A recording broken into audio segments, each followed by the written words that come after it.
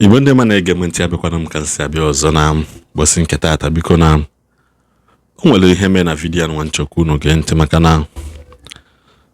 nwoke anụ nwanne ya celebrate his courage for speaking out, but I will also encourage him next time ya post details ndị ahụ ka anyị malụ nke anyị na-eya ka anyị malụ nke anyị na-aya maka na asị onye soro ukpubi ihe alụ ukpu eze mbọsị ihe alụ ya ewere ọchịchị ọchịgba onye ọbụla. Gee na ntị, o nwere ihe nwoke SS Power na-ekwu na vidiyo si na n'ihe awụ last warning ọ na-echi ndị akpọrọ nwa ha pastọ na-abịa na nke ha. Ihe a bụ the last warning ọ na-echi ha.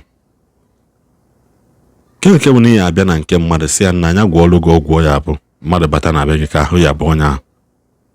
dị na ọgwụkwara gị nke onye ahụ ya eji ya bụkwa na onye nwere na-agwọta onye ahụ ma ya bịa. What are you now teaching and what are you now preaching? Don't fake what can be real. All these things na agbaga na nkiribia, you guys are faking what can be real. God is a healer. Chukwu na-agwọ ọrịa. Chukwu na-atọ agbụ. Chukwu na-eme mmadụ ọgaranya. Then why are you forcing it? Go and seek God. Yo, this like I say na ndị Yoruba ọkazi ndị Igbo anyị emenyabe ihe. Maka na ihe ha afụ few of ndị Igbo aki ya amadi track record mgbe ha bido. Mana nke bụ na onye zụkata ha ọ na exile 6 months ọ na-anachi ya tazụ osighi na obido go church agwọrọ ọgwụ na-akpaghalị na-epe ụlọ crowd onye ahụ karịa owuwe wanye nke ya aga. Who can stand for you? Say na I ma onye 15 years ago mgbe ọ na-apaki oche na church mgbe ọ nọkwa ya mgbe ọ na-azụ n'ụka. Nna encourage SS Power si ya nna next time onye ụdị ndị abịa post their picture and post their conversation, may have video, post it online ka their followers makwa na onye is not really serving God. If they should come out, if they can come out openly, let them admit to the fact na ha na-efe alụsị. Let them come out openly. Nobody will castigate and kill them. I don't know video onye ọbụla mgbe anyị meti n'enigwe amara ndị ya aba na ma ndị ya ha aba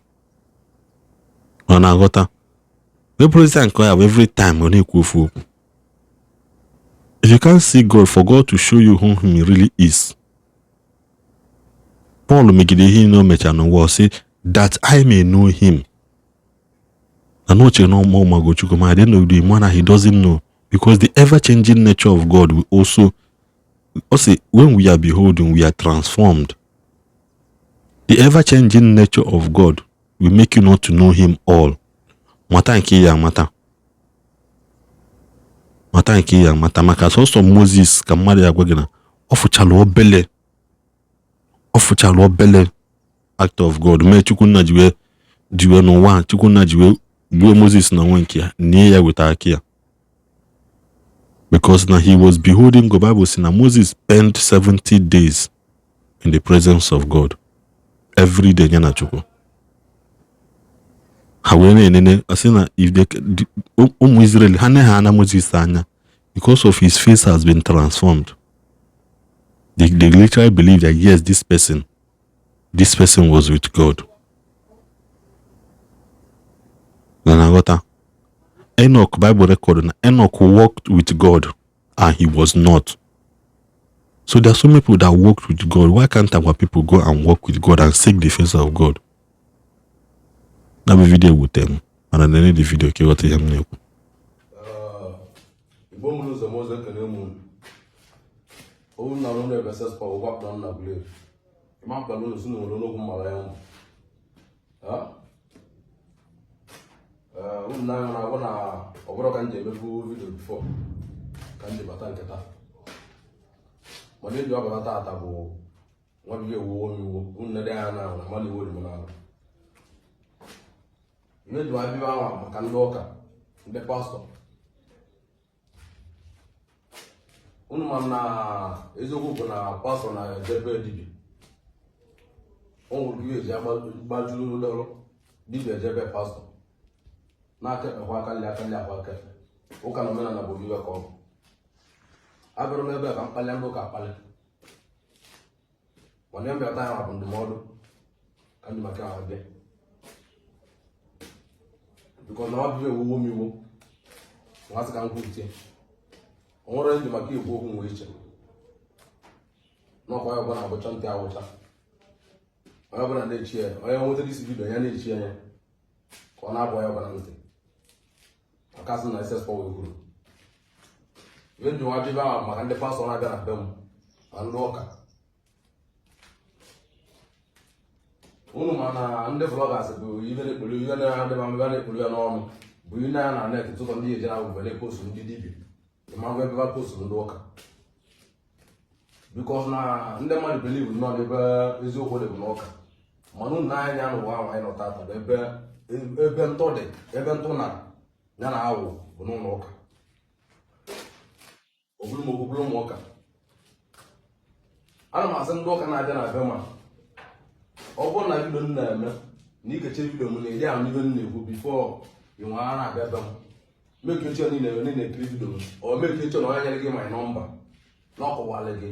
ibe m na-alụ na be m befe bịa ị na-anya na ịbụrụ mgbọrọgwụ biwa mkpala ahịa dịchiwa ọ ndị agha anụ a ana m agba ọya na-eme iwe dị iche iche mana ibe nke ajọ ebe ka nna dị eme yesterday ka nna ebe a okwu m ekwukwugo onye bifọ mana mekwuru ekwusi enyi ike yesterday ka nna ebe a pastọ bịa ọnọdebe m ala olutu ya ọbata n'ime ọ gbacha m onye ọgụ njụ onye ibe ọ ji maka ya nwa abịa ọsị m na ministri ya na-eme uvuro ọfụma oke nmasị na ya kere ọ chọrọ ka eme onwegwu okwu na ọka agba ajọ ọgwụ na-amalibe eji ebute ọgwụ na amalibe eji ebiwe ka eme ka nwa ministri ya mụrụga ọzọ nere bụ n'onye ideri sọntụ na oji na-atọrọ ndị mmadụ n'ụlọ ụka onye bịa n'ụlọ ụka ya ọ tọgbolie ibe bifo onye ga-elu bie ka ọ yara abụọ ya na onye ahụ enyi ya iwe ga-eji na ya atọ dị nsị nwa na-enyekwa iwe ya eji na-abụ nwa abụọ ya ibe ndị ụka na-abịa be mmanụ nwa mbịa ka ma bịa nwere ibe m ji gwa ụgwọ anụ abụ na time nwa ya bụ first and last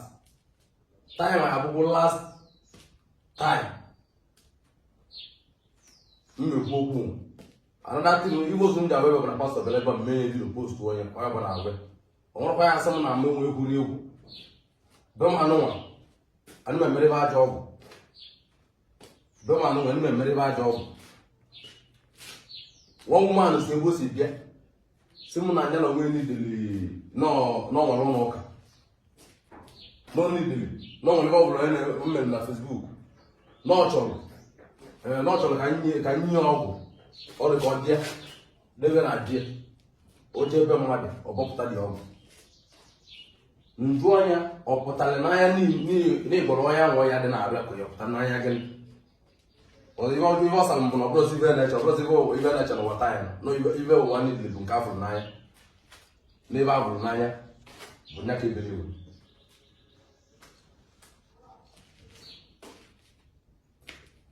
so nye ọbịa na abịa m nwere ọgwụ nye o nwere naba bịa olu otinye ọdịbịa na-abịa ojebe mmadụ ọbọpụta ya ibe na-ebe eke na-ebe nwa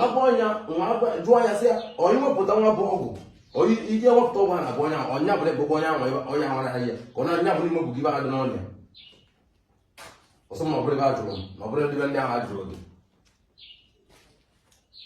ibe njekwa okwu nwe bụ ya bụ na awụcha ndị awụcha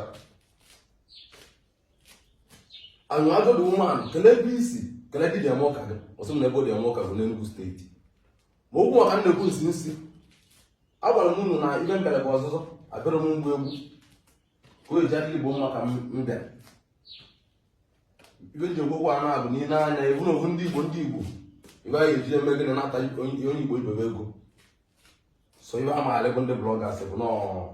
nọọsụ ndị dibịa nye aka apụ n'ọnụ ma mpụ ndị ụka na-eme n'ụlọ ụka dị nnegwu onye nke si na ya n'obi na-eme ụka onye Igbo pastọ si m na ka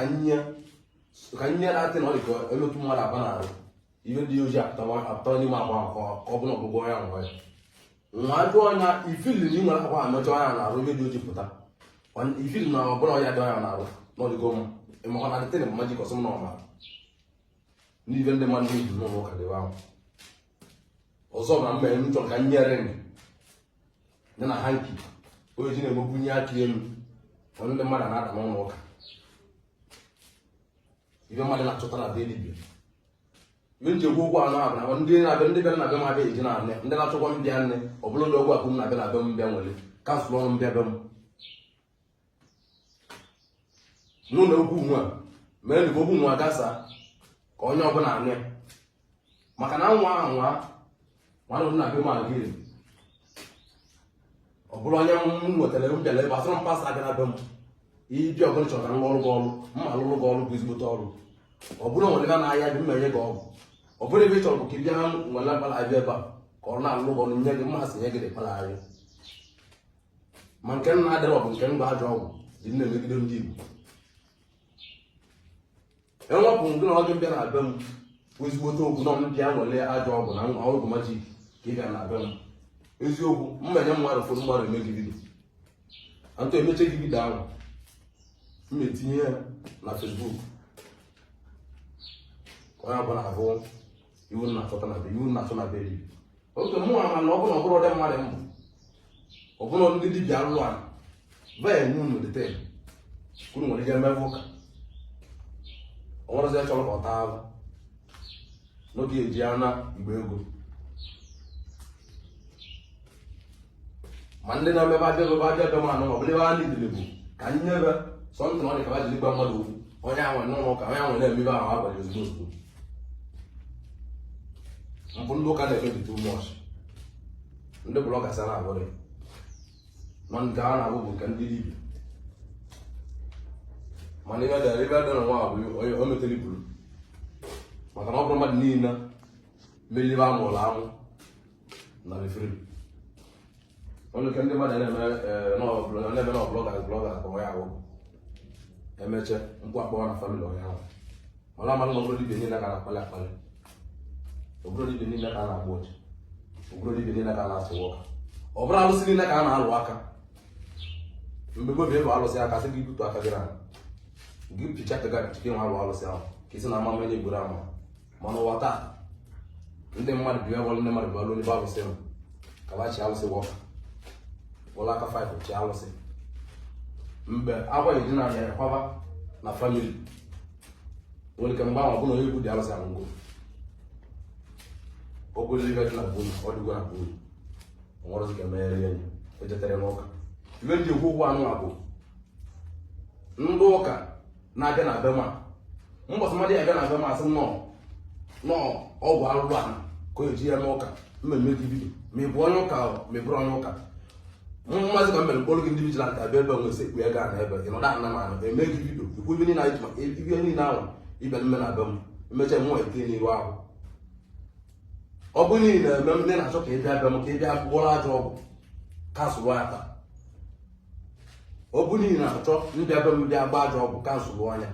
maka na ebe na be m anụ ọbụla ebe bịara m bịa ịmakwuchi okwuche n'ọnụ gị ya mmemme gị ivele tinye ya na mmegị ivele ntinye gị na net ọ bụrụ nwere dibịa ndị ọzọ nna na-akpalụ na mana dibịa ndị ahụ na-eme ụdị ebe ahụ ọ bụrụ na ibe na mmadụ abịa na be m abịa ụdị aka ahụ taịm bụ last warning mmechu n'ụbọ ndị ụka taịm last warning mmechu n'ụbọ ndị ụka onye aka aja ọgbọ onwe maka na agadi nwaanyị suche ncha onwere isi nwanne n'anya ibe na be m nwa mgbe aja ọgwụ bụrụ gidile megide Igbo ọ bụla ị bịara bụ mgbe aja ọgwụ isi na ịbụ pastọ na ịbịa mgbe aja ọgwụ gidile megide Igbo ihe esi na be nwa kpọrọ mikele ihe amaka iji bịa be nwa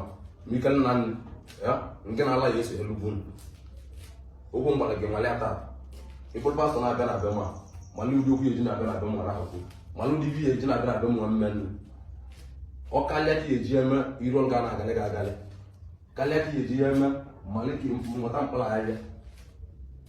n'ọka ịbịa abụghị ọgwụ ịta ọrụ mmadụ soro n'ụka ka onye ahụ azụlị ka gị na ọ ga-egbu onye ahụ iwere ha ji wenye elu mmadụ agawada onye ahụ ada tiji ọkpa tiji aka ọ bụrụ o chetara n'ụlọ ụka gị ene kwetara na mpụ dị n'ụlọ ụka na ife kwetara na mpụ dị bụ na dibịa mana ama na eziokwu dibịa ya agba gị dibịa tọrọ gị ibe dị 5 dibịa tọrọ gị ntụ ibe na-atọ Igbo ịtọ ya bụ eziokwu ọ na-abụ n'eziokwu ụgwa bụ n'eziokwu mana iji anụ ụlọ ụka ibe dị 10 ndị ụka atụrụ gị ntụ ibe 10 ahụ ụgwa bụ n'eziokwu ma ọnụ bụ ndị ụwa believe na n'eziokwu bụ n'ụlọ ụka ka ọ dị tụsa na ozi m ruo onye ọbụla aka enedoro ndị ụka ndị ajọ ụka ndị ajọ pastọ na-abịa nwa anụ maka abịa mmebe mbọsị mma nwa anwa bịa na abịa ma ọ bụ ibe mmadụ bịara na abịa ma anwa bụ onye ụka si na ya bụ pastọ bụ mbịa nwere eletin majik na abịa m nọ na ahụ ibe m na-akụzi na net ị bịa ka ị nwere eletin na majik na abịa ma ibe majik ya emege bife na ala mụ agbara unu ọ bụla ihe na-abịa na abịa ma bụ mpịa gba ajọ ọgwụ ka iwe nwere onye na-eme ụka ọ na-emegide ndị Igbo ajọ ọgwụ ahụ na-ebuzo mee gị n'isi ife na-eru ụlọ aka m nso n'ọzọ ka m bịara na abịara m mgbu egwu so onye amaala ụlọ mma ụbọchị tata amaala ụlọ mma ekenecha m onye ọbụla na-asị na kis na necha vidiyo na anyị lakịrị ya sọskraịbụ na chanel anyị ịsọskraịbụ chi igbe notifikeshọn ka iwe nwee ike na-enweta notifikeshọn mgbe ọ bụ na iti vidiyo fụ na-asị na adịla Igbo niile mma biko n'udododo as a pastor, as a believer, as an educated soldier, you can't be preaching against something and while you are still having something. Gotago. And when the Malabagidela Aselemaka Solomon, we bajelo Queen of Sheba. Aselemaka Solomon, Queen of Sheba, well, see, let me go and see who this man is. Bobby Amite Solomon, we see indeed half of what they told me is not what it is. Biko n'udododo esighị na-efu ka fee Chineke nna n'ime mmụọ n'eziokwu. Don't be interested in building cathedral first. Build men, win souls. Also, seek first the kingdom of God. Seek him first. Or you do Chukwu first. Or say na every other thing shall be added unto you. And I get an wine ebuzuze seek ye moto, seek ye honor, seek ye ego. Before Chukwu na add every other thing, you will add along with you. Also, what can you benefit a man to labor morning and night only to eat the bread of sorrow? The blessings of God make it one rich and added no sorrow. Kode nombozo.